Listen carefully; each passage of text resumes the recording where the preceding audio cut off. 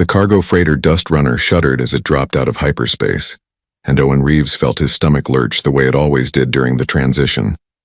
Through the viewport, Crossroads Station appeared like a giant spinning wheel against the darkness, its lights twinkling across dozens of docking arms. Owen had seen pictures of the place, but nothing prepared him for the sheer size of it. This was where the galaxy did business, where hundreds of species met to trade, negotiate, and exchange information. And he was about to become the first human to walk through those doors. Ash lifted his head from where he'd been resting near Owen's feet. The wolf's ears swiveled forward, picking up the change in the ship's engine sounds, his amber eyes fixed on Owen with that particular look that always seemed to ask if everything was all right. "We're fine, boy," Owen said, reaching down to scratch behind Ash's ears. "Just another port. Nothing we haven't handled before." That was not entirely true. Every other port had been small outposts in unclaimed space, places where asking too many questions was considered rude. Crossroads Station was different. This was civilization, or at least what passed for it in this part of the galaxy. Owen had spent 3 months traveling from Earth's outer colonies to get here, carrying a hold full of salvaged materials and a head full of hopes that someone would actually want to trade with an unknown species. The docking procedures took longer than Owen expected. The station's traffic control system kept asking for identification codes he did not have, and registration numbers that did not exist in their databases. Finally, a live operator came on the line, and Owen could hear the confusion in their translated voice when he explained he was human, from Earth, making first contact. There was a long pause. Then the operator assigned him a visitor's dock on one of the outer arms and told him to report to customs immediately upon arrival. Owen guided the Dust Runner into the assigned dock with practiced ease. The airlock sealed with a hiss and pressure indicators turned green. He stood up, stretching muscles that had been sitting too long, and looked down at Ash. The wolf had risen to all fours, his body tense with anticipation. "Remember what we talked about?" Owen said, clipping a lead to Ash's collar. Not that the wolf needed it for control, but other species might feel better seeing what looked like a restraint. "Stay close, stay calm, and if anyone gives us trouble, we walk away. No teeth unless I say so." Ash's tail swished once in acknowledgement. The moment Owen stepped through the airlock into Crossroads Station proper, he knew they were being watched. The corridor opened into a large customs area, and at least 20 different beings stopped what they were doing to stare. Owen had studied xenobiology files during the journey, but seeing aliens in person was completely different. Most of them towered over him. A reptilian creature near the customs desk stood at least 8 feet tall, its scales catching the light like polished stones. A group of insectoid beings clustered near a vending station, their multiple eyes all turning toward him in unison. Owen walked toward the customs desk, keeping his pace steady and confident. Ash moved beside him like a gray shadow, his paws silent on the metal floor. The conversations around them had gone quiet, replaced by whispers in dozens of languages that the station's translation system rendered as overlapping murmurs. The customs officer was one of the reptilian beings, with a badge on his chest that read, "Grawl Security Chief" in the common script. His eyes, which were golden with vertical slits for pupils, narrowed as Owen approached. "You are the human," Grawl said. It was not a question. "Owen Reeves," Owen replied, extending his hand before remembering that might not be a universal gesture. He lowered it. "From Earth. I sent ahead my cargo manifest and requested trading permissions." Grawl looked down at Owen and something like amusement flickered across his scaled face. "You are small. The data file said humans averaged 1.7 meters, but I thought that was an error." "It's accurate," Owen said evenly. "Is there a problem?" "No problem." Grawl tapped something on his terminal. "Just surprising. Most species that survive to space travel are larger, more robust." His eyes shifted to Ash. "What is that?" "His name is Ash. He's a wolf." "From Earth, a pet?" Owen felt Ash tense slightly beside him. "A companion. He travels with me." Grawl leaned over the desk, studying Ash with more interest now. "It looks soft, weak. What purpose does it serve?" Before Owen could answer, a small four-armed creature scurried up to the desk. She barely reached Owen's chest with bright blue skin and large, curious eyes. "A human, really? Let me see." She circled around Owen and Ash, chittering excitedly. "Oh, they are small. And look at the creature, it has fur." "Can I touch it?" "Pix, get back to your stall," Grawl growled. This is customs processing, but nobody has ever seen a human before. This is exciting. Pix reached toward Ash, her small hand extended. Ash pulled back slightly, moving closer to Owen's leg. A low rumble started in his chest, barely audible but definitely present. Pix froze. Did it just growl at me? He's not used to being touched by strangers, Owen explained. He's friendly, but he needs space. Grawl made a dismissive sound. It growls? That is supposed to frighten someone? Tell me, human, what exactly do you think you can trade here? You arrive in a ship that looks ready to fall apart. You are half the size of most species here, and you bring a fuzzy animal that makes noise when frightened. What do you have that the galaxy needs? Owen met Grawl's eyes steadily. He had faced down bears in the Montana wilderness and survived storms in the North Atlantic. A condescending alien did not scare him. Rare metals from asteroid mining, salvage from dead ships in unclaimed space, and information about Earth if anyone's interested in learning about a new species. Metals we have. Salvage is cheap. And Earth? Grawl pulled up something on his screen. Your world is classified as a death world. Extreme hazard rating, high gravity, violent weather, dangerous fauna. The only thing special about your planet is that nothing should be able to live there. He looked back at Owen with something between pity and amusement. Yet here you are, small and soft, with your pet that makes noise. I think perhaps your species got lucky, human. Perhaps you found one safe valley on your terrible world and hid there until you learned to build ships. Around them, other beings had gathered to watch the exchange. Owen heard laughter, saw the way they looked at him and Ash. To them, this was entertainment. The small human and his fuzzy animal pretending to be equals in a galaxy of giants. Owen felt anger rise in his chest but pushed it down. Getting angry would prove nothing. Instead, he simply nodded and said, "Can I get my trading permit, or do you need something else?" Grawl processed the paperwork with a few more taps on his terminal. You have 3 days. Try not to cause problems, human. This station has rules. Understood. Owen took the permit chip and turned away from the desk. Pix scurried alongside him as he walked toward the commercial district. Don't mind Grawl, she said brightly. He's like that with everyone new. Where are you staying? The outer ring has cheap berths. I can show you where to trade your metals. Are you hungry? Do humans eat the same food as other species? Does your fuzzy friend eat? What does he eat? Can he do tricks? The questions came rapid fire, and Owen found himself almost smiling despite the reception. At least someone was friendly. We'll figure it out, he told Pix. Thanks for the offer. As they walked through the station's corridors, Owen noticed how beings moved out of their way. Not out of respect or fear, but out of casual disregard. The way someone might step around a child or a small cleaning robot. Nobody saw them as a threat.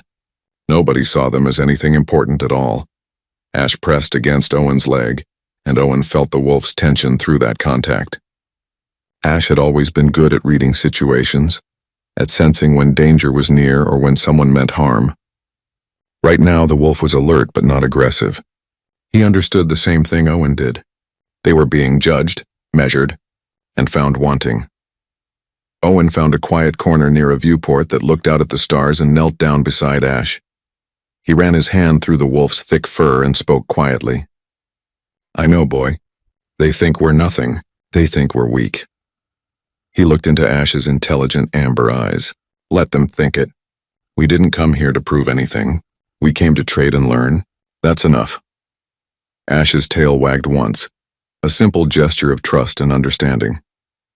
Owen stood up and looked out at Crossroads Station spreading before them. Somewhere in this massive structure, there had to be someone willing to deal fairly with a human, someone who cared more about the quality of his salvage than the size of his species. He had 3 days to find them, make his trades, refuel the dust runner, and get back to space. 3 days on a station that thought he was a joke. 3 days of being the smallest person in every room. 3 days of keeping Ash calm while aliens pointed and laughed. Owen sighed and adjusted the pack on his shoulder. Come on, Ash. Let's find somewhere to set up and get to work. The wolf followed without hesitation, and together they disappeared into the crowds of Crossroads Station. 2 beings from Earth walking among the stars, underestimated and overlooked, neither of them minded. Being underestimated had advantages, and if there was one thing Owen and Ash had learned on Earth, it was that survivors did not need to be the biggest or the strongest. They just needed to be smart enough to adapt and stubborn enough to never give up. The Information broker's shop sat tucked between a fuel supplier and a weapons dealer in one of Crossroads Station's less traveled corridors. Owen had found it by asking around, and after being directed to 3 wrong locations, he finally stood before a door marked with symbols in 6 different languages. All of them translated to the same thing: Willick's Information Services. Inside, the shop was dim and cluttered with data screens, all of them showing different streams of information from across the galaxy. Behind a curved desk sat a being that looked like a mantis crossed with a spider, with too many legs and eyes that gleamed in the darkness. Willicks clicked his mandibles together as Owen entered. "A human," Willicks said, his voice coming through the translation device with a surprised tone. "I have been hearing about you." The small one with the furry creature. "You are real." "Very real," Owen confirmed. Ash stayed close, his eyes scanning the room for threats out of habit. "I need information about trading regulations and which merchants might be interested in rare metals." Willicks's many eyes blinked in sequence. "Information has a price." "I expected that." Owen pulled out a small data chip. Scans of 3 asteroid fields in unclaimed space, rich in platinum and iridium. "Fair trade?" Several of Willicks's limbs reached out to take the chip and slot it into a reader, his eyes unfocused as he reviewed the data, then refocused on Owen with what might have been respect. "Fair trade indeed. You know value." He pulled up several screens. "But first I must ask. Your world. Earth." I looked at the public files. Death world classification. Extreme hazard. How did your species survive? Owen had been asked some version of this question by every alien he had met so far. Most asked out of mocking curiosity, as if expecting him to admit humans had just gotten lucky. But Willicks sounded genuinely interested, like he was trying to solve a puzzle. "We adapted," Owen said simply. "We learned.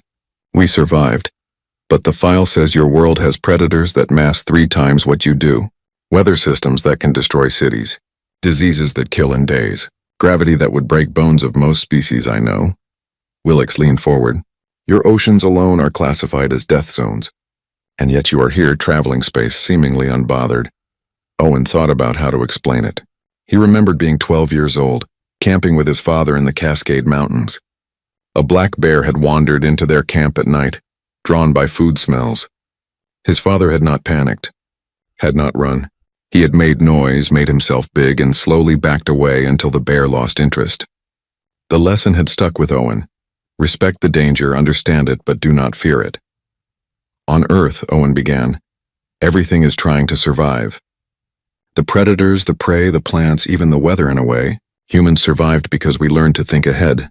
We learned to use tools. We learned to work together. And we learned to make friends with some of the things that could kill us." Willicks's eyes turned to Ash, who sat patiently beside Owen. "The wolf. You said he is a companion. Not livestock. Not a working animal. Both and neither," Owen said. "Wolves and humans, we started hunting together about 30,000 years ago. Maybe longer. We helped each other survive. They had better senses. We had better planning. Together, we were stronger than apart. Eventually, we were not just allies. We were family. Family." Willicks repeated the word like he was testing its weight. "You formed kinship bonds with predators. We formed kinship bonds with lots of species. Dogs, cats, horses, birds, even some reptiles and fish. Humans have this thing where we will bond with almost anything if given enough time." Owen smiled slightly. "There are humans on Earth who keep creatures that could kill them as pets, just because they find them interesting." Willicks made a sound that the translator rendered as thoughtful humming. "And this one, this wolf? He is dangerous?" "Very," Owen said honestly. "Ash can run faster than I can, fight better than I can, and his senses are far superior to mine. In a straight fight with no weapons, he would win. Then why does he obey you? He does not obey me. He trusts me. There is a difference." Owen looked down at Ash, whose ears had perked up at hearing his name. "I saved his life when he was young, injured. I could have left him to die. Instead, I spent weeks nursing him back to health. Since then, we have survived together, hunted together. When I am in danger, he protects me. When he is in danger, I protect him. That is what pack means." Willicks was quiet for a long moment. Then he pulled up a different screen, this one showing more detailed Earth data. I accessed the extended files. They cost more, but I wanted to understand. "Do you know what we found most disturbing about your world?" The predators? Owen guessed. No, the humans. Willix turned the screen toward Owen. You are the apex predator on your world. Not the largest, not the strongest, not the fastest, but the most dangerous. Do you know why the galactic community classifies Earth as extreme hazard? Not because of your bears or your sharks or your weather. Because of you. Because humans took a world that should have killed them and instead dominated it completely. Owen looked at the data on the screen. It showed human population spread, human control of resources, human modification of environments. From space, Earth looked like it belonged to humanity, and in a way it did. We did what we had to do to survive, Owen said quietly. Most species, when they face a death world, they die or they leave, Willix continued. Your species stayed, thrived, and now you travel the stars with a predator as a companion, acting as if this is normal. He clicked his mandibles again. The galaxy is not ready for humans. We have grown soft. We have peace. We have technology. We have forgotten what it means to struggle for survival every day. As if to emphasize the point, the shop door opened and Pix burst in, chattering excitedly. Owen, there you are. I found a merchant who wants to see your metals. He is a Volnath, very rich, and he heard about the human and wants to meet you. She paused, noticing Willix. Oh, sorry, are you busy? I can wait outside. It is fine, Willix said. We were finished. Owen stood and Ash rose with him. Thank you for the information. Wait. Willix pulled up another screen and transferred data to a chip. Trading contacts. Merchants who value quality over politics. And one more thing, human. Be careful. Not everyone will be curious like me or friendly like Pix. Some will see you as a threat. Some will want to test you. And some will want to prove you are not as special as the files say. Owen took the chip. I will keep that in mind. Outside the shop, Pix led them through the station at a rapid pace, talking the entire time. The Volnath are crystalline beings, very logical, very precise. They do not care about size or appearance, only about value and quality. Perfect for you. His name is Herzon, and he runs one of the biggest trading consortiums on the station. They arrived at a much larger shop in the commercial district. Inside, everything was organized with mathematical precision. Goods were arranged by density and composition. Price tags were calculated to 7 decimal places, and behind a central podium stood Herzon, a being made entirely of what looked like living crystal, refracting light into rainbow patterns across the walls. The human, Herzon said, his voice like chimes. You have rare metals to sell? Owen pulled out his sample case and laid out the refined materials he had processed from asteroid mining. Platinum, iridium, rhodium, and several other heavy elements. Herzon examined each one with instruments that extended from his crystalline body. Purity is exceptional, Herzon noted. Processing is crude but effective. Where did you source these? Asteroid belt in Sector 794, Owen said. Unclaimed space. I spent 2 months mining and refining. 2 months of work for this quantity? Herzon's tone suggested that was either impressive or foolish. Most miners would spend 2 weeks and move on. Most miners have better equipment than I do, Owen admitted. I had to work with what I have. Herzon was quiet for a moment, and the crystals that made up his body seemed to dim and brighten as he processed information. I will buy your entire stock, but I have a question first. Why do you travel alone? Most species, especially small ones, travel in groups for safety. You have only your animal. Owen glanced down at Ash. I am not alone, and Ash is not just an animal. Prove it. Owen considered what to demonstrate. He had trained Ash for years, teaching him commands and signals that went far beyond simple tricks. Ash, search. The wolf immediately began moving through the shop, nose to the ground, checking corners and spaces with systematic precision. He moved behind the counter, around display cases under shelves. After 2 minutes, he returned to Owen and sat, looking up expectantly. What was he searching for? Herzon asked. Anything unusual. Anything that does not belong.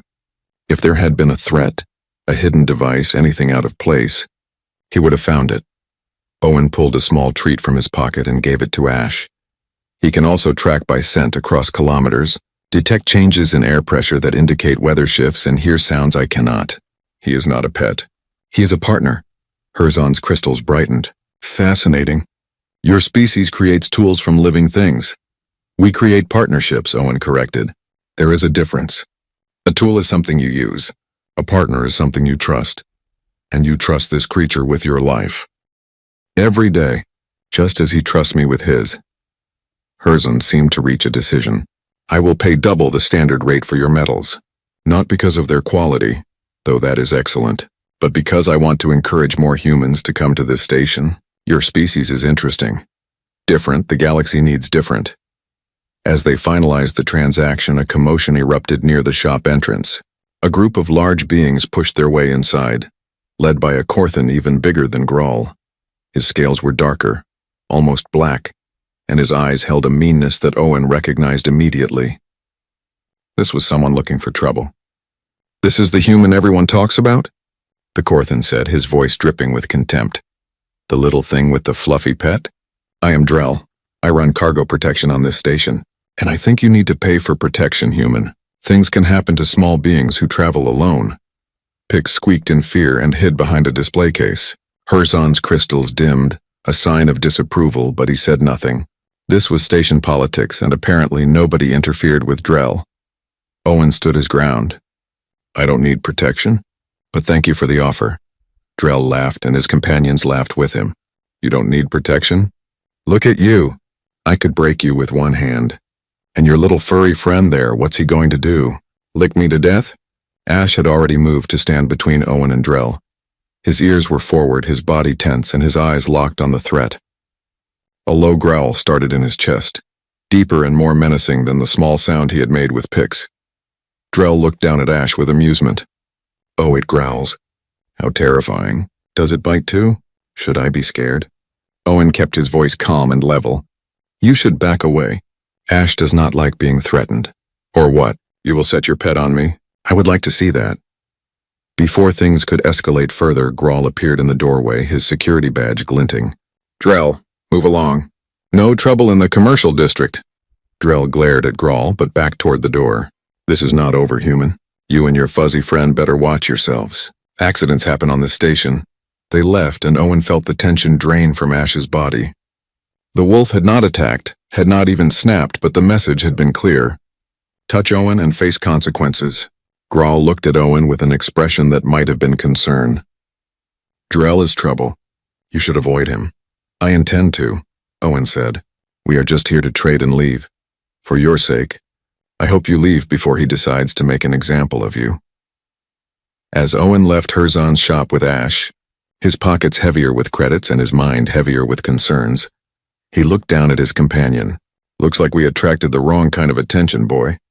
Ash's tail swished once, unbothered. In the wolf's world, there were always bigger predators looking for a fight. The key was knowing when to fight back and when to walk away. For now, walking away seemed wisest. But Owen knew that Drell was not the type to let things go. Sooner or later, there would be a confrontation. Owen just hoped that when it came, he and Ash would be ready. Sirens screamed through Crossroads Station at 300 hours by Galactic Standard Time.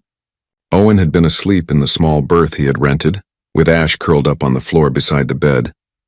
Both of them snapped awake instantly, years of survival instincts overriding the confusion of being woken from deep sleep. The lights in the room flashed red, and a mechanical voice repeated the same message over and over through the translation system. Hull breach. Multiple hull breaches. All residents proceed to emergency shelters. This is not a drill. Hull breach. Multiple hull breaches. Owen rolled out of bed, already pulling on his boots and jacket. His heart hammered, but his hands stayed steady. Ash was on his feet, ears swiveling toward the door, picking up sounds that Owen could not hear yet. Screams. Running footsteps. The distinctive thump of explosive decompression somewhere far off. Pirates, Owen muttered, grabbing his pack and checking his pistol. Had to be pirates. The door to his berth slid open and chaos greeted him. The corridor was packed with panicking beings, all of them rushing toward the emergency shelters that sat in the station's protected core. Some were carrying children. Others were dragging luggage. All of them were terrified. Owen stepped into the flow of traffic. Ash pressed close to his side and let the crowd carry them forward. Then he heard it. Weapons fire, not the clean energy bursts of station security, but the crackling discharge of military-grade plasma rifles, and screaming. Not the general panic screaming of evacuation, but the specific terror of people dying. The crowd stumbled to a halt as more people tried to push forward while others tried to turn back. Owen pulled Ash to the side, pressing against the wall to avoid being trampled. Through a viewport, he could see small attack ships attached to the station's hull like parasites, cutting their way inside. Graal's voice came through the station-wide communication system, strained but steady. All security personnel to breach points. Civilians evacuate immediately. We have hostile borders. Repeat hostile borders. The crowd surged again, driven by fresh panic. Owen fought against the flow, moving toward a side corridor that led toward the commercial district. Several beings shouted at him, asking where he was going, telling him he was moving in the wrong direction. He ignored them. Something in his gut told him that people were trapped, people who could not reach the shelters in time. Ash sensed his decision and moved with him without hesitation. They navigated through the station's corridors, following the sound of weapons fire. Owen's mind cataloged everything he saw.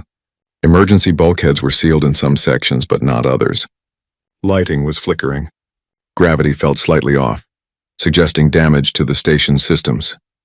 They rounded a corner and found the first body, a Volnath security officer, his crystalline body shattered by plasma fire.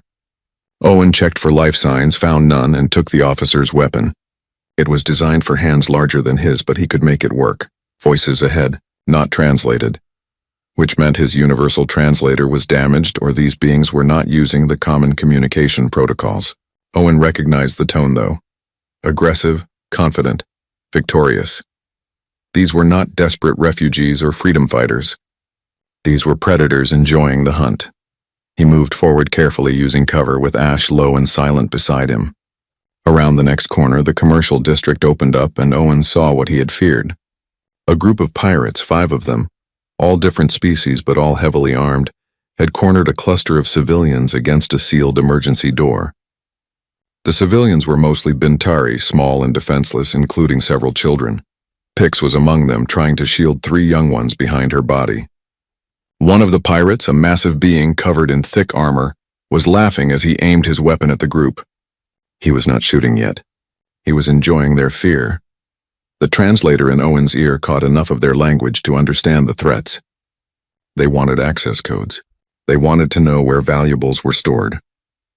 And they were willing to kill until someone talked. Owen's hand tightened on the stolen plasma rifle. He had never killed before. Had hunted animals on Earth, yes, but never taken a sentient life. But looking at those children, at Pix desperately trying to protect them, he knew what he had to do. This was not a debate or a moral puzzle. This was survival. And in survival situations, you protected the pack. He looked down at Ash and whispered a command in a language only they shared, a mix of words and signals they had developed over years together. Hunt, Ash's eyes gleamed. His body lowered into a crouch. He understood. They had practiced this, trained for this, even if Owen had hoped they would never need to use it. Owen stepped out into the open and fired once. The plasma bolt caught one pirate in the shoulder, spinning him around. Not a killing shot, but enough to get their attention. All 5 pirates turned toward him, and Owen saw the surprise on their faces.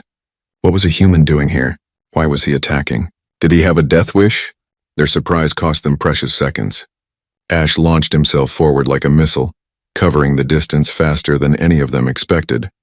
He hit the closest pirate low, jaws clamping onto the being's leg with enough force to crush through armor and into flesh beneath. The pirate screamed and fell. Owen was already moving, using their confusion to close the distance. He fired twice more, forcing the pirates to scatter for cover. His military training from Earth's Colonial Defense Force came back like muscle memory. Move, shoot, move again, never stay still. Never give them a clean target. One pirate tried to line up a shot on Ash. Owen put a plasma bolt through his chest before he could fire. The being dropped, and Owen felt something cold settle in his stomach. He had just killed someone. There was no time to process that feeling. 2 more pirates were still active, and both of them were now focused on him with deadly intent. They opened fire, and Owen dove behind a support pillar. Plasma bolts scorched the air where he had been standing. He could hear Ash still fighting, heard the snarling and screaming that meant the wolf was keeping at least one pirate busy. Owen leaned out and fired blind just to keep pressure on them. Ash, break! The wolf released his current target and sprinted toward Owen, moving in a zigzag pattern that made him nearly impossible to hit. He reached Owen's position just as both pirates tried to rush forward. What they did not expect was for their prey to charge back. Owen came around the pillar firing, and Ash went low again, this time targeting a different pirate. The coordination between them was perfect, practiced, instinctive. Where Owen went high, Ash went low. Where Owen forced them to look one direction, Ash attacked from another. It was not a fair fight. It was a hunt. And on Earth, humans and wolves had perfected the art of hunting together over tens of thousands of years. The fight lasted less than 3 minutes. When it ended, 5 pirates lay on the ground, 3 dead and 2 unconscious. Owen was bleeding from a graze on his arm where a plasma bolt had clipped him. Ash had a scorch mark on his shoulder but was otherwise unharmed. The civilians stared at them in absolute silence. Pix's voice, usually so bright and cheerful, came out as a whisper. "You saved us." Owen checked his weapon's charge and looked toward the corridor where more sounds of fighting echoed. "Get to the shelters now while you have a chance." "But you're hurt," Pix said, gesturing at his arm. "I'm fine, go." The civilians ran, and Owen watched them disappear toward safety. Then he turned to Ash, kneeling down to check the wolf for injuries. The scorch mark looked superficial, but it would need treatment later. "You all right, boy?" Ash licked Owen's face once, which Owen took as a yes. Graal's voice came through the comm system again. "Security is falling back to the command center. All able-bodied defenders, we need support at Junction 7. Repeat, Junction 7. Owen stood up. Junction 7 was between here and the shelters. If the pirates took that position, they could cut off the evacuation routes. Hundreds would be trapped. He looked down at Ash, saw the same understanding in the wolf's eyes that he felt in his own heart. "We're not done yet," Owen said quietly. They moved through the station, following the sounds of battle. Twice more they encountered pirates, and twice more they struck from surprise, using speed and coordination to overcome superior numbers and firepower. Owen fought with a cold efficiency that surprised him, and Ash fought with the focused intensity of a predator defending his territory. By the time they reached Junction 7, station security was pinned down by a larger force of pirates. Graal and 4 other officers were behind makeshift barricades, returning fire against at least 15 attackers. The security chief's scales were scorched, and one of his arms hung useless at his side. Owen assessed the situation in seconds. The pirates had superior position and superior numbers. Security could not advance without being cut down. But the pirates were focused entirely on the barricade. They were not watching their flanks. Owen keyed his stolen comm unit to the security frequency. "Graal, this is Owen. I'm on your right flank with a clear shot at their position. When I open fire, push forward." There was a pause. Then Graal's voice filled with disbelief and something that might have been hope. "Human, you should be in the shelters." "Just be ready." Owen moved into position, Ash shadowing him. He took a breath, steadied his aim, and opened fire on the pirates' exposed flank. The first 3 shots dropped 2 pirates before they even knew they were being attacked. Ash charged into their formation, a gray blur of teeth and fury, creating chaos and confusion. Graal did not waste the opportunity. Security forces surged forward, and what had been a stalemate became a rout. The pirates broke and ran, and security cut them down or captured them as they fled. Within minutes, Junction 7 was secured. Graal limped over to where Owen stood, breathing hard, his weapon still raised and ready. The security chief looked at Owen, then at Ash, then back at Owen. His expression was complex, mixing shock, respect, and something like fear. "You fight like a demon," Graal said quietly. "I fight like a human," Owen corrected. "There's a difference." Around them, other security officers were staring. Word was spreading through the station's communication networks. The small human and his animal had fought back, had killed pirates, had helped secure critical positions, had saved civilians. Pix appeared from somewhere, running toward Owen with medical supplies. "I had to come back." "You're hurt." "Sit down, let me help." Owen let her tend to his wounds while Ash sat beside him, panting but alert. The adrenaline was starting to fade, replaced by exhaustion and the weight of what he had done. He had killed today. 3 beings were dead by his hand. That was going to haunt him. But looking at the civilians who were now safely making their way to shelters, looking at the children Pix had been protecting, Owen knew he had made the right choice. On Earth, the strong protected the weak. That was what separated civilization from chaos. Graal received a communication and his posture straightened. "The pirates are retreating. We held the station. He looked at Owen. Thanks to you. Thanks to everyone who fought, Owen said. I just did what needed doing. No, Grawl said firmly.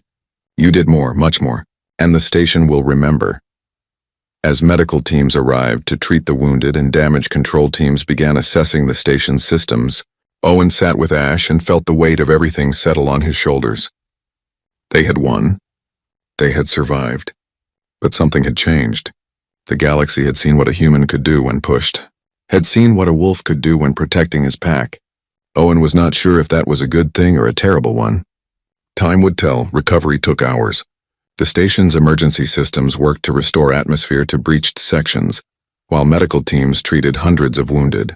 Owen had refused intensive care, settling for basic bandaging and painkillers that probably were not designed for human biology, but worked well enough. Ash received treatment from the station's veterinary specialist, a nervous being named Chorus who kept a safe distance while scanning the wolf for injuries. Owen sat in the security center with Grawl, watching monitor feeds from across the station. The pirate attack had been repelled, but at a cost. 17 dead, over 100 wounded, and significant structural damage. But it could have been worse. Much worse. The pirates made a mistake, Grawl said, reviewing tactical data. They expected us to be soft. Easy targets. They thought overwhelming force would make us surrender. He looked at Owen. They did not account for you. I just did what anyone would do, Owen said, though he knew that was not true. Most of the species he had met would have run or surrendered. Fighting back against superior numbers was not a common response in the civilized galaxy. Grawl pulled up security footage from the commercial district, showing Owen and Ash's first engagement. He played it in slow motion, and Owen watched himself moving through the fight with a fluidity he had not been aware of at the time. Ash's attack was even more impressive in slow motion, every movement precise and devastating. This is not normal, Grawl said. The way you fight, the way your creature fights, you move together like one being with two bodies. How is this possible? Owen thought about how to explain 30,000 years of coevolution between humans and wolves. On Earth, we call it pack tactics. Wolves hunt in groups, coordinating their attacks to bring down prey much larger than themselves. Humans learned to hunt the same way.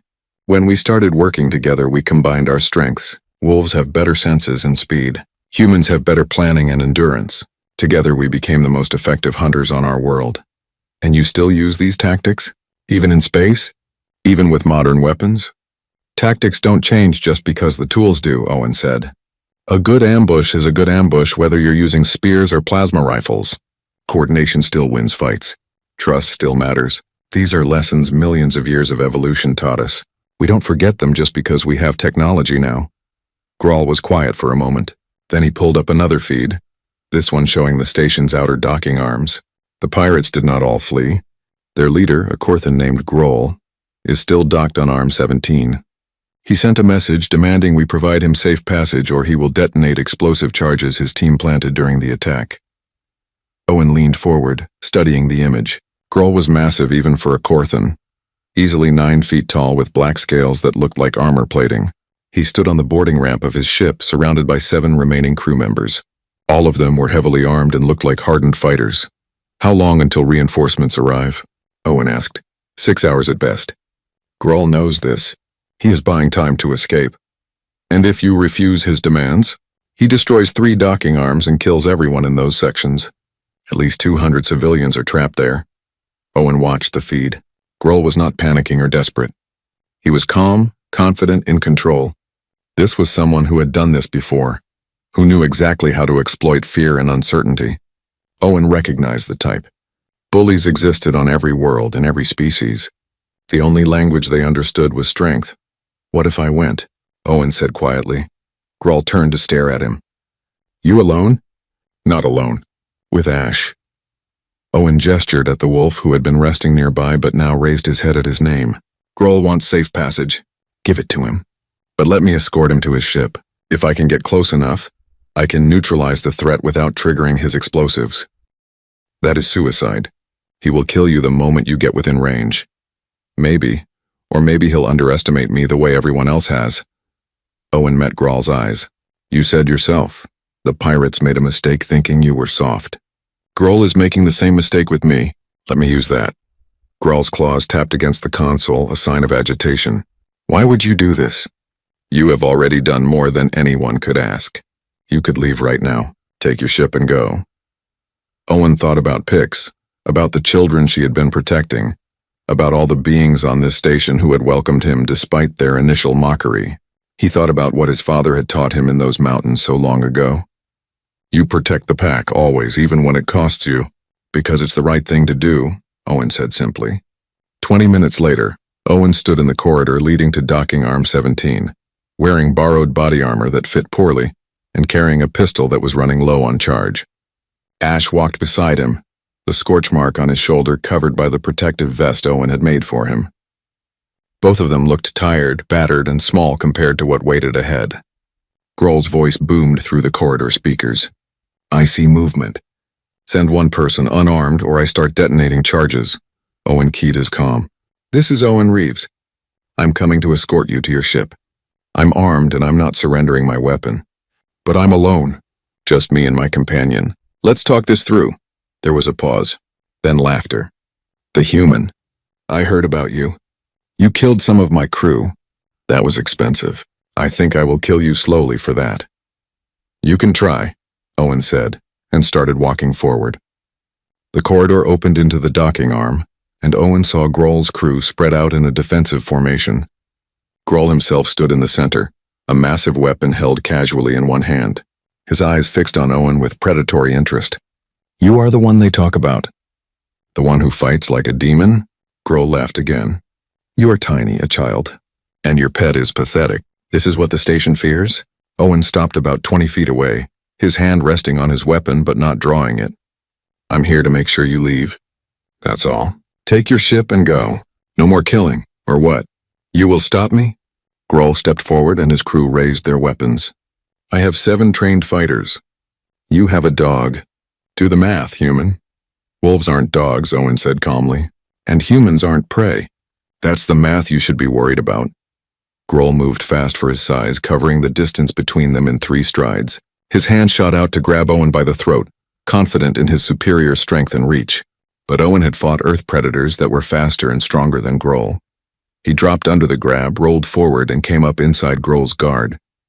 The knife he drew from his boot was simple Earth steel. Nothing fancy, but it was sharp and Owen knew exactly where to put it. He drove it into the gap between Grall's armor plates into the soft tissue of the leg. Not a killing blow, but enough to drop the giant to one knee. Ash moved simultaneously, launching himself at the nearest crew member. The pirate tried to bring his weapon around, but Ash was too fast, jaws clamping onto the arm and wrenching the weapon away. Other crew members opened fire, but Owen was already moving again, using Grall's body as cover. What followed was not a clean fight or a heroic battle. It was brutal, desperate, and ugly. Owen fought with every dirty trick he had learned, every survival skill that Earth had taught him. He used his size to stay mobile, used his endurance to outlast opponents who tired quickly, and used his mind to turn their strength against them. Ash fought like the apex predator he was, all teeth and speed and instinct. Together they moved through Grall's crew like a storm. One by one the pirates fell, some unconscious, some wounded, all of them removed from the fight. Grall managed to stand despite his injured leg, roaring in rage and pain. He grabbed a plasma rifle from one of his fallen crew and aimed it at Owen. Die, human! Owen dove for cover, but he was too slow. The plasma bolt caught him in the side, burning through armor and into flesh. Pain exploded through his body and he went down hard. His vision blurred and he tasted blood in his mouth.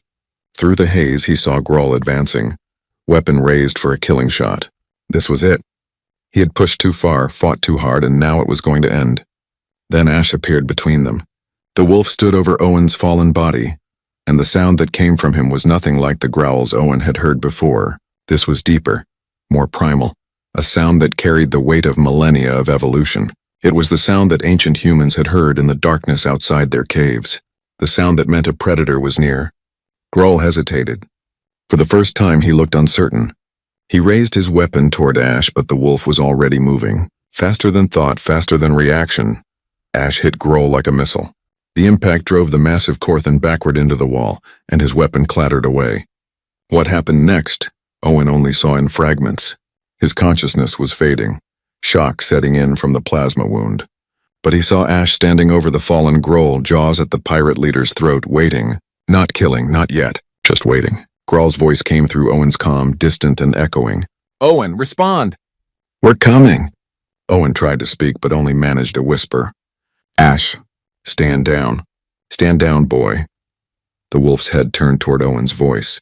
His jaws released Grohl's throat, and he patted over to where Owen lay, whining softly. Owen managed to raise one hand and touch Ash's head. Good boy, he whispered. Good boy. Then darkness took him. When Owen woke, he was in the medical bay. His side hurt like fire, but in a way that suggested treatment and medication rather than active injury. Dr. Venice stood nearby, reviewing data on a medical screen. You are awake, she said, her crystalline voice showing relief. That is good. Your healing factor is remarkable. The wound should have killed you, but you are already stabilizing. Ash? Owen managed to ask. Your wolf is fine. He is outside, causing distress among the medical staff who are afraid to walk past him. She paused. He has not left the door to your room since you were brought in. He attacked 2 orderlies who tried to move him. We decided it was easier to let him stay. Owen tried to sit up and immediately regretted it. Grohl? In custody. Wounded but alive. His crew surrendered after they saw what your wolf did to him. Dr. Venice moved closer. Owen, I have been studying the footage from your fight. I have been studying your biology. I have been trying to understand how you survived. And I think I finally do. How's that? You were not trying to win. You were trying to survive. There is a difference. She pulled up footage from the fight. Every species I know, when they fight to demonstrate dominance or to kill efficiently. You fought to not die. Every move you made, every risk you took was calculated for maximum survival. And your wolf did the same. You both prioritized survival over victory, which paradoxically led to victory. Owen thought about that. On Earth, surviving is winning. Everything else is secondary. That, Dr. Venice said, is the difference between a Death World species and the rest of the galaxy. The door opened and Ash bounded in, ignoring the protests of the medical staff. He went straight to Owen's bedside, tail wagging, whining with relief. Owen buried his hand in the wolf's fur and felt tears he had been holding back finally come. They had survived. Against all odds, against superior force, they had survived. And in doing so, they had proven something important. Not that humans were unbeatable, or that Earth creatures were unstoppable, but that beings from a death world carried something precious inside them. The will to keep fighting, the refusal to give up, the understanding that survival was not just about strength or speed or weapons. It was about heart, about loyalty, about choosing to stand when falling would be easier. It was about pack, and nothing in the galaxy was stronger than that. 3 days passed before Owen was cleared to leave the medical bay. Dr. Venice wanted him to stay longer, concerned about internal damage that her equipment could not fully understand. But Owen insisted he was fine. The pain had faded to a dull ache and his body felt stronger each day. Human healing, she said, was far more robust than galactic medical science had anticipated. Ash had barely left his side during the recovery. The wolf slept on the floor beside Owen's bed, ate meals that Pix brought from the station's food courts and growled at anyone who approached too quickly. The medical staff learned to announce themselves before entering, and several admitted they now understood why Owen called Ash a companion rather than a pet. There was intelligence in those amber eyes, and loyalty that went beyond simple training. When Owen finally walked out of medical, leaning slightly on a cane that Grohl had provided, he found a crowd waiting. Not a hostile crowd or a mocking one, but something entirely different. Beings of a dozen species lined the corridor, and as Owen appeared, they began to clap. Or whatever their species equivalent was. Crystalline beings chimed. Insectoids clicked mandibles. Corthans thumped their tails against the floor. Pix pushed through the crowd, her eyes bright with emotion. You're a hero! Everyone knows what you did. You saved us! Owen felt uncomfortable with the attention. I just did what needed doing. You fought pirates! You took down Grohl. You saved 200 people. Pix grabbed his hand with 2 of her forearms. The council wants to meet you. And there are messages, so many messages. Other humans heard what happened and they're coming to the station. And the news networks across the galaxy are broadcasting the security footage. That last part made Owen's stomach sink. Broadcasting what footage? Grawl appeared from the crowd, moving people aside with his bulk. Come. We need to talk privately. In Grawl's office, away from the crowds, the security chief pulled up screens showing news broadcasts from across the galaxy. Every one of them featured the same thing: footage of Owen and Ash fighting the pirates. The commercial district fight. The defense of Junction 7. The final confrontation with Grawl. Someone had edited it all together into what looked like an action entertainment program, complete with dramatic music and slow-motion replays. This has been playing on major networks for 2 days, Grawl explained. The entire galaxy is watching. Everyone wants to know about humans, about Earth, about death worlds. Your species has gone from unknown to famous in less than a week. Owen watched himself on screen, saw Ash moving like liquid death, and felt a knot of worry tighten in his chest. This is going to cause problems. Perhaps. Or perhaps it will cause opportunities. Grawl switched to a different screen showing incoming messages. Hundreds of them. Thousands. From governments, corporations, military organizations, research institutions, and individuals, all wanting the same things. Information about humans. Trade agreements. Defense contracts. Cultural exchanges. One message caught Owen's attention. It was from Earth's colonial administration, marked urgent. Grawl played it, and a woman's face appeared on screen. She was in her 50s, gray hair pulled back, wearing the uniform of Earth's diplomatic corps. Mr. Reeves, this is Ambassador Patricia Cole from Earth's First Contact Office. We've been monitoring the situation at Crossroads Station. What you've accomplished is extraordinary, but it's also accelerated our contact timeline by several years. We're dispatching a diplomatic vessel to your location. Estimated arrival in 4 days. Until then, you're our de facto representative to the galactic community. Please exercise appropriate judgment. Earth is watching, and apparently so is everyone else. The message ended, and Owen sat down heavily in a chair, ignoring the protest from his healing wound. Ash pressed against his leg, sensing his distress. I'm just a cargo pilot, Owen said quietly. I'm not a diplomat. I'm not a soldier. I just wanted to trade some metals and move on. But you became more, Grawl said. Whether you wanted to or not. The question now is what you do with that. Over the next 2 days, Owen reluctantly accepted meetings with various station officials and representatives from other species. Each conversation was different, but they all circled around the same core questions. A military delegation from the Volnath Collective wanted to know about human combat doctrine. They had studied the footage frame by frame and concluded that human tactics were unlike anything in their databases. Owen tried to explain that he had simply fought the way Earth had taught him, using terrain and timing and never giving up. They did not seem satisfied with that answer, as if expecting some secret weapon or advanced technology. A research team led by Dr. Venice wanted permission to visit Earth and study its ecosystem. We need to understand how a world that hostile produces beings capable of what you demonstrated, she explained. Not just physically, but mentally. Your resilience is remarkable. Your pain tolerance is beyond our medical models, and your bond with your wolf suggests emotional capacities we did not expect. Owen thought about that. Earth is harsh, yes, but it's also beautiful. Humans didn't survive by being the strongest or fastest. We survived by caring about each other, by forming groups, by protecting those who couldn't protect themselves. Ash and I were not special. We're just an example of what happens when two species decide to face the world together. Pix and several other Bintari representatives asked if humans would consider an alliance. Their species was small, peaceful, and frequently targeted by larger, more aggressive species. You showed that size doesn't determine strength, Pix said. You showed that the strong can protect the weak without exploiting them. That's rare in the galaxy. That's valuable. Owen promised to carry their message to Earth's government, though he was careful not to make commitments he could not keep. The most interesting meeting came from an unexpected source. Drell, the Corthan who had threatened Owen days earlier, appeared at his door looking subdued and respectful. His scales were muted, a sign of shame in his species. I came to apologize, Drell said without preamble. I mocked you, threatened you.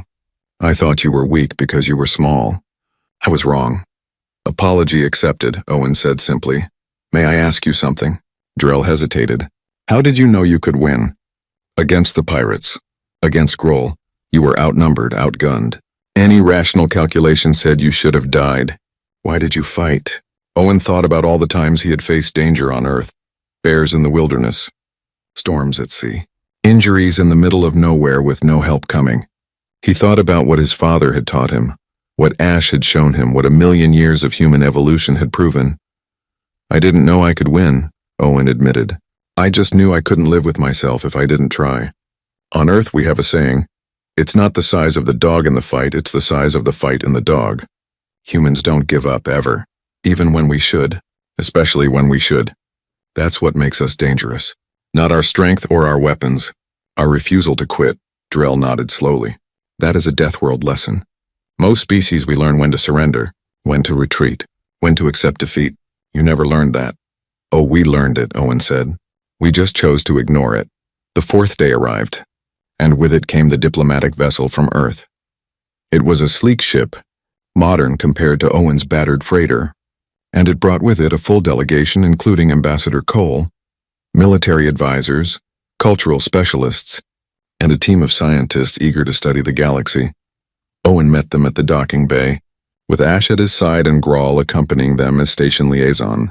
Cole was a stern woman with sharp eyes that missed nothing. She looked at Owen, then at Ash, then at the crowds of aliens watching from a distance. You've made quite an impression, she said dryly. I didn't mean to.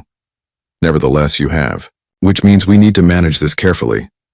She gestured toward the station. Every major species in this sector has sent representatives to meet with us. They want trade agreements, defense pacts, cultural exchanges. Some want to hire human mercenaries. Others want to study our biology. A few want to warn us away from their territories. What do you need from me? Owen asked. The truth. What happened here? Not the propaganda version on the news, but the real story. Cole's expression softened slightly. And whether you think humanity is ready for this galaxy. Over the next several hours, Owen told her everything. The mockery when he first arrived. The curiosity from beings like Willix and Dr. Venice. The threats from Drell. The pirate attack and his decision to fight. The confrontation with Grawl. He did not try to make himself sound heroic or special. He just told it as it happened. Cole listened without interrupting, taking notes on a datapad. When Owen finished, she was quiet for a long moment. You did well, she finally said. Better than we could have hoped for in a first contact situation. You showed humanity's strengths without hiding our capacity for violence. You made allies without making promises we can't keep. And you did it while staying true to who you are. She looked down at Ash. And your companion there has single-handedly changed how the galaxy views Earth animals.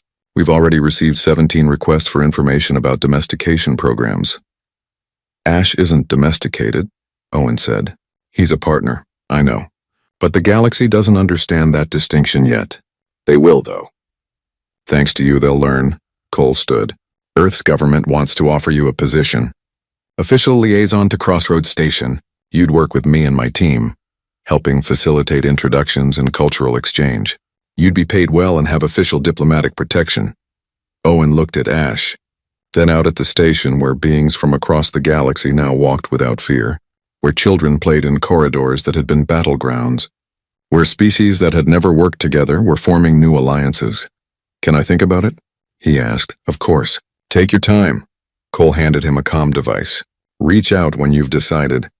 In the meantime, there's someone who wants to meet you. She led him to a conference room where a holographic projection showed a Volnath elder, her crystalline structure showing the intricate patterns of great age. I am Phalor, administrator of Crossroads Station. I wanted to thank you personally for what you did. I was just protecting people, Owen said. Yes, exactly. Phalor's image leaned forward. You did not have to. You could have hidden, could have fled, could have saved yourself. Instead, you chose to stand between danger and innocents who were not even your species. That is the mark of true civilization. Not technology or strength, but the willingness to protect those who cannot protect themselves. On Earth, we call that being part of a pack, Owen said. Then perhaps the galaxy needs to learn pack mentality, Phalor replied. I am offering you permanent docking rights at this station, free of charge for as long as you wish. And I am hoping you will choose to stay. Crossroads needs beings like you, beings who understand that strength means more than size or weapons. Owen felt Ash lean against his leg, warm and solid and real. He thought about the dust runner sitting in its dock ready to fly. He thought about all the worlds he had not yet seen, all the space he had not yet explored, but he also thought about Pix and her children, about Dr. Venice eager to learn, about Grawl who had gone from mockery to respect, about all the beings on this station who had seen something in him and Ash that changed their understanding of what strength meant. "I'll stay for a while," Owen said. "See how it goes." Failer's crystalline structure brightened with what might have been a smile. "That is all anyone can ask." That night, Owen sat in his small berth with Ash beside him, looking out at the stars through a viewport. The station hummed around them, alive with voices and activity and hope. Somewhere out there, Earth waited, and somewhere else, the rest of the galaxy was learning that size did not matter, that appearance could deceive, and that the most dangerous beings were often the ones who chose loyalty over survival. Owen scratched Ash behind the ears and felt the wolf's tail thump against the floor. "We did good, boy. Changed some minds. Made some friends. Survived another day." Ash's amber eyes met his, full of understanding and trust. "Tomorrow," Owen said, "we start figuring out what comes next. But tonight we rest. We've earned it." Outside the viewport, stars wheeled in their ancient dance, and somewhere among them, other humans were preparing to join the galaxy. But Owen Reeves, cargo pilot and reluctant hero, had shown them the way, not through conquest or domination, but through courage, loyalty, and the simple act of standing up when it mattered most. The galaxy was learning what Earth had always known, that true strength came from the heart, and nothing in the universe was more powerful than that. 6 months had passed since the pirate attack, and Crossroads Station had transformed from a simple trading hub into something more significant. It had become a bridge between humanity and the wider galaxy, a place where species came not just to trade goods, but to trade ideas. And at the center of it all, whether he wanted to be or not, was Owen Reeves and his wolf. The berth Owen had rented that first day had been replaced by proper quarters in the station's residential district. Not fancy by any means, but comfortable. Large enough for him and Ash to live without feeling cramped, with a viewport that showed the stars and enough space for Ash to pace when the wolf got restless. Owen had accepted the liaison position that Ambassador Cole offered, though he made it clear he was not a politician and never would be. What he was good at, he discovered, was being himself. Being honest, being the kind of person who saw problems and fixed them without needing committees or approval chains. The galaxy, it turned out, appreciated that directness. On this particular morning, Owen woke to find Ash already awake and staring at the door. A moment later, someone knocked, confirming what the wolf's senses had already detected. Owen pulled on clothes and opened the door to find Pix standing there, practically vibrating with excitement. "Owen, you have to come. The delegates from the Corthan homeworld just arrived, and they specifically asked to meet you and Ash." Owen suppressed a sigh. These meetings had become routine, though each one brought its own challenges.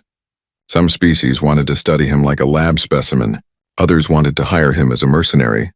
A few had come seeking alliances or trade agreements, and some, like apparently these Corthans, came looking for something else entirely.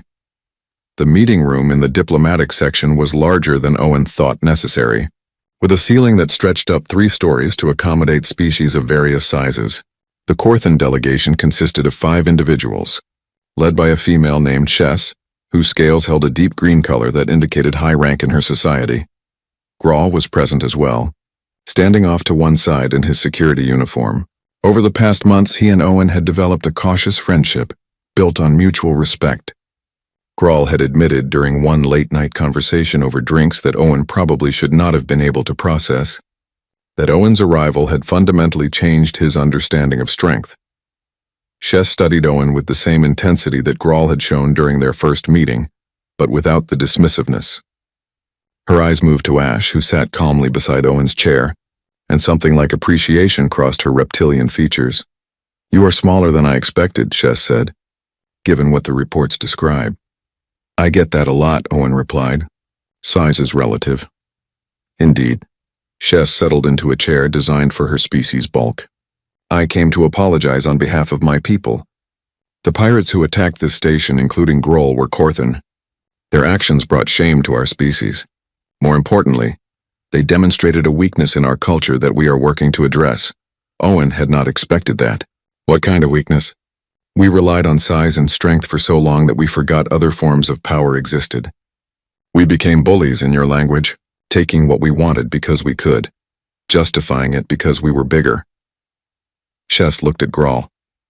Even our security forces, our police, our military, they operated from the assumption that might made right, and then you showed us something different. I just defended people who needed defending. Exactly. You did not fight to dominate. You fought to protect. You did not seek glory or conquest. You sought survival for yourself and others. Shess pulled up a hollow screen showing footage that Owen had seen too many times. Himself and Ash fighting the pirates, moving with coordination and purpose.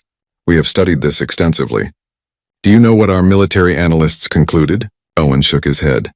That you fight like you have already lost. Every move you make, every tactic you employ assumes you are at a disadvantage. You use terrain because you cannot rely on strength. You use speed because you cannot rely on armor. You use your companion because you cannot fight alone, and yet by assuming you are weak you become strong. Shess leaned forward. This is revolutionary for us. We are teaching this to our young now. Not to rely solely on size, but to think, to adapt, to protect rather than dominate. Owen felt Ash press against his leg, the wolf's warm weight a reminder of why he fought the way he did. On Earth we call it survival instinct. You do whatever it takes to make it through the day. And you remember that surviving alone is harder than surviving together. The meeting continued for another hour, with Shess asking detailed questions about human culture, Earth's history, and Owen's personal philosophy. By the end, the Korthans had offered a formal alliance with Earth, pending approval from both governments. It was one of 17 such offers that had come through Crossroads Station in recent months. After the Korthans left, Dr. Venice appeared as if she had been waiting for them to finish. The Volnath scientist had become a regular presence in Owen's life, always eager to discuss Earth biology or observe Ash or ask questions that made Owen think about things he had always taken for granted. I have news, she said, her crystalline voice chiming with excitement. The expedition to Earth has been approved. We leave in 2 weeks. 20 scientists from 12 species all wanting to study your homeworld, and you are invited to join us, to come home. Owen had known this was coming, but hearing it still hit differently. Home. He had been away from Earth for almost a year now, traveling between colonies and stations, and part of him ached to see forests and oceans and skies that were not filtered through viewports. What exactly are you planning to study? Owen asked cautiously. Everything. The ecosystem that produced your species, the predators you coexisted with, the weather systems that shaped your evolution, but also your cultures, your cities, your relationship with your world. Venice gestured toward Ash, and especially your domestication programs. The fact that you formed partnerships with other predators is unprecedented. We need to understand how and why. Ash isn't domesticated, Owen said for what felt like the 1,000th time. He's family. Yes, but how did that happen? How did ancient humans convince ancient wolves to hunt with them instead of competing? That question has implications far beyond Earth. If different species can form that kind of bond, truly cooperative rather than exploitative, it changes everything we understand about interspecies relationships. Owen thought about that. In the months since the pirate attack, he had seen the beginning of something new on Crossroads Station. Species that had previously only tolerated each other were forming partnerships. Bintari engineers were working with Volnath scientists. Korthan security forces were training with humans in new tactics that emphasized protection over domination. Small changes maybe, but significant ones. All right, Owen said. I'll go. But I'm bringing Ash and you need to be prepared. Earth isn't going to be easy for your team. It's beautiful, but it's also dangerous. Really dangerous, we know. That is why we want you as our guide. The 2 weeks passed quickly, filled with preparations and briefings and more meetings than Owen could count. Ambassador Cole assigned him an official title, Special Advisor for Earth Relations, which came with a salary that made Owen laugh at its size and responsibilities that he was still figuring out. The expedition ship was called Curiosity, which Owen appreciated for its directness. It was designed for scientific research, with labs and observation decks and crew quarters for the diverse team. Owen and Ash were given a cabin near the common areas, though the wolf's presence caused some nervousness among crew members who had only seen him through recordings. The journey to Earth took 3 weeks, during which Owen gave daily presentations about his homeworld. He talked about continents and oceans, mountains and deserts, the variety of climates and ecosystems. He showed them images of cities and wilderness, technology and nature existing side by side. And he warned them repeatedly that Earth was not like their homeworlds. Everything on Earth is competing for survival, he explained during one presentation. The plants, the animals, the microorganisms, everything. It created an environment where only the toughest, smartest, and most adaptable survived. That includes humans. We're not special because we're strong. We're special because we refuse to give up. When Earth finally appeared on the view screens, a blue and white marble hanging in space, Owen felt emotion well up in his chest. Home. After so long away, seeing it filled him with feelings he could not quite name. Beside him, Ash whined softly, as if sensing Owen's emotional state. The expedition landed at a research facility in the Pacific Northwest, the same region where Owen had grown up. Walking down the landing ramp and feeling Earth's gravity, breathing Earth's air, seeing Earth's sun in a natural sky, all of it hit Owen harder than expected. Ash bounded down the ramp and immediately started sniffing everything, reacquainting himself with a world he had left as a young wolf. Dr. Venice was the first off the ship after Owen, and she stopped dead when she stepped onto Earth's surface. The gravity, she said, her voice strained. It is so strong. This is normal for us, Owen said. But yeah, Earth's gravity is higher than most worlds. Your team should take it easy for the first few days while you adapt. The expedition spent a month on Earth, and every day brought new revelations for the alien scientists. They were amazed by Earth's biodiversity, horrified by its predators, confused by its weather patterns, and absolutely fascinated by humanity's relationship with the planet. Owen took them to forests where bears roamed and explained how humans had learned to coexist with creatures that could kill them. He took them to the ocean and showed them sharks and whales, predators and giants that made the scientists retreat in fear. He took them to cities and showed them how humanity had built civilization without destroying the wilderness entirely, how parks and nature preserves existed alongside skyscrapers and industries. But the moment that affected the expedition most came when Owen took them to a wolf sanctuary. There they saw not just Ash but dozens of wolves, packs moving together, communicating with body language and vocalizations, demonstrating the social structure that had first attracted ancient humans. A young handler, a woman named Rita who had been working with wolves for 15 years, explained the domestication process. It wasn't just humans choosing wolves, she said. It was wolves choosing us too. The friendliest wolves, the ones who could tolerate being near humans, they got access to our food, our protection, our companionship. Over thousands of generations, we shaped each other. Humans became better hunters because of wolves. Wolves became better survivors because of humans. We evolved together. Dr. Venice watched the wolves playing with handlers, saw the obvious affection between species, and her crystalline structure brightened with understanding. It was not domination. It was partnership. Mutual benefit. Mutual trust. That's what I've been trying to tell you, Owen said with a smile. The expedition published their findings across the galaxy, and the response was immediate and overwhelming. Earth was classified not just as a death world, but as a miracle world, a place so harsh that it forced its inhabitants to become strong, yet so diverse that it taught them cooperation and adaptability. The images of wolves and humans together became iconic, symbols of what was possible when species chose partnership over competition. Owen returned to Crossroads Station after the expedition, but something had changed. He was no longer just a cargo pilot who got caught up in extraordinary circumstances. He was a symbol, a bridge between worlds, an example of what humanity could offer the galaxy. More humans began arriving at the station, bringing with them their own skills and perspectives. Engineers and doctors, artists and teachers, soldiers and scientists, each one adding to the growing human presence in galactic society. And many of them brought companions, dogs and cats, horses and birds, even reptiles and fish. The galaxy watched in amazement as humans formed bonds with dozens of different species, each relationship unique but built on the same foundation of trust and mutual benefit. Pix's people, the Bintari, were the first to officially request human assistance in establishing their own companion animal programs. We are small, Pix explained during the formal request. We have always been prey for larger species. But watching you with Ash, seeing how you protect each other, we realized we do not have to be prey.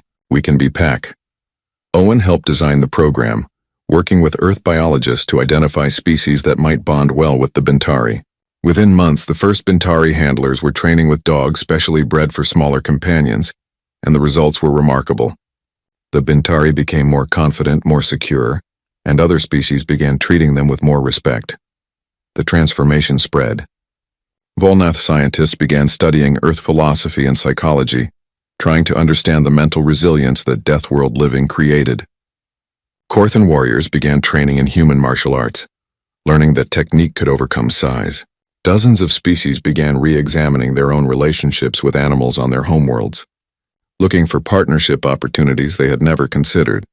One evening, almost a year after that first day Owen had arrived at Crossroads Station, he sat in his quarters with Ash and looked at everything that had changed. The small human who had been mocked was now respected. The fuzzy animal that had been dismissed was now understood. And Earth, the death world that should have killed humanity, was now seen as the source of their greatest strength. Grawl stopped by, as he often did, bringing food from the station's restaurants and ready to talk about the day. They had developed a tradition of these casual meals, two beings from very different worlds finding common ground. "I have been thinking," Grawl said as they ate, "about that first day you arrived. How I dismissed you. How we all did." "I remember," Owen said. "I want you to know, I am grateful you proved me wrong. You changed this station, changed how we see strength, how we see cooperation, how we see each other." Grawl looked at Ash, who was gnawing on a bone that Pix had brought earlier, "And I am grateful to him for showing us that predators can be protectors, that danger and love are not opposites." Owen reached down to scratch Ash's ears, and the wolf looked up at him with those intelligent amber eyes. Ash didn't change. The galaxy just finally saw what was always there: loyalty, trust, the willingness to stand beside someone even when it is dangerous. That is what pack means. That is what Earth taught us, and I guess that is what the galaxy needed to learn. They sat in comfortable silence, and Owen thought about everything that had led to this moment: a chance encounter at a trading station, a pirate attack that forced him to reveal what humans were capable of, a single decision to fight rather than flee. All of it had cascaded into something larger than he ever imagined. Crossroads Station continued to spin in the void, a meeting place for dozens of species, a symbol of what cooperation could achieve. And somewhere on that station, in quarters that smelled like Earth and sounded like home, a human and a wolf rested together after another day of showing the galaxy what true strength looked like. Not the strength of size or weapons or domination, but the strength of heart, the strength of loyalty, the strength of pack. And in the vast darkness between stars, as humanity took its first real steps into the galactic community, that lesson spread. From world to world, from species to species, the understanding grew that the small could be mighty, that the gentle could be fierce, that the most dangerous beings in the universe were those who fought not for conquest, but for connection. Earth had entered the galaxy not with a bang, but with a bond, a human and a wolf standing together, refusing to give up, and in that simple act of partnership, they had changed everything. The galaxy would never underestimate a human again, or their companions, or the world that had forged them both in the crucible of survival, and taught them that the only way to truly win was to never fight alone. Owen closed his eyes, Ash's warmth beside him, and smiled. Tomorrow would bring new challenges, new questions, new opportunities to build bridges between worlds. But tonight they rested, packed together, as they always had been, as they always would be. And somewhere in the darkness, Earth hung in space, blue and beautiful and deadly and perfect. A death world that had given birth to survivors. A harsh mother that had taught her children the most important lesson of all: that love and loyalty were not weaknesses. They were the strongest forces in the universe. And nothing in all the galaxy could stand against that.